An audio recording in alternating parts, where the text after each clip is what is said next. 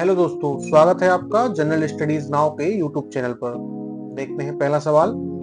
गंगा के मैदान और दक्कन पठार के बीच किस पर्वत श्रृंखला द्वारा विभाजन किया जाता है? आपके ऑप्शन है अरावली, विंध्य, सतपुड़ा या फिर अजंता। तो इस प्रश्न का सही उत्तर है विकल्प बी, विंध्य। विंध्य पर्वत श्रृंखला मध्य पश्चिम भारत में स्थित है। यह गंगा के मैदान को दक्कन पठार से अलग करती है। विंध्य पर्वत श्रृंखला मुख्य रूप से मध्य प्रदेश, उत्तर प्रदेश, छत्तीसगढ़ और गुजरात में स्थित है। अगला प्रश्न है, शरावती जल विद्युत परियोजना कहाँ स्थित है? आपके ऑप्शन है आंध्र प्रदेश, कर्नाटक, तमिलनाडु या फिर मध्य प्रदेश। तो इस प्रश्न का सही उत्तर है विकल्प बी, कर्नाटक। शरावती जल विद्युत परियोजना कर्नाटक राज्य में स्थित है। भारत का प्रसिद्ध जोग या गोरसप्पा जलप्रपात यहीं स्थित है। शरावती एक नदी है जो भारत के कर्नाटक राज्य में ही उत्पन्न होती है और यहीं से बहती है। यह भारत की पश्चिम की ओर बहने वाली कुछ प्रमुख नदियों में से एक है। अगला प्रश्न है, तुंगभद्रा किस नदी की एक सहायक नदी है?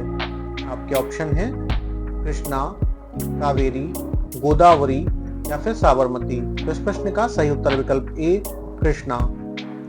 तुंगभद्रा दक्षिण भारत में बहने वाली एक पवित्र नदी है।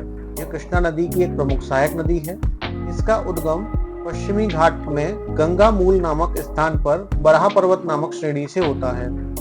महाकाव्य रामायण में तुंगभद्रा नदी को पंपा के नाम से जाना जाता था। अगला प्रश्न है, गारो पहाड़ियां भारत के किस राज्य में स्थित हैं? आपके ऑप्शन है नागालैंड, मेघालय, मणिपुर या फिर मिजोरम। तो इस प्रश्न का सही उत्तर है विकल्प बी, मेघालय। गारो पहाड़ियां मुख्य रूप से मेघालय राज्य में स्थित हैं। यह विश्व के सर्वाधिक आर्द्र स्थानों में से एक है। इस क्षेत्र में गारो नामक जनजाति निवास करती है।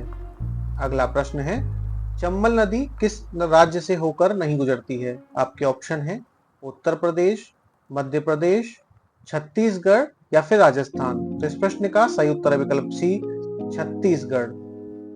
चंबल नदी यमुना नदी की एक सहायक नदी है। यह मध्य प्रदेश में जनापाव पहाड़ियों से निकलती है। यह नदी मध्य प्रदेश, राजस्थान और उत्तर प्रदेश में बहती है। अगला प्रश्न है, मध्य प्रदेश में गांधी सागर बांध किस नदी पर स्थित है?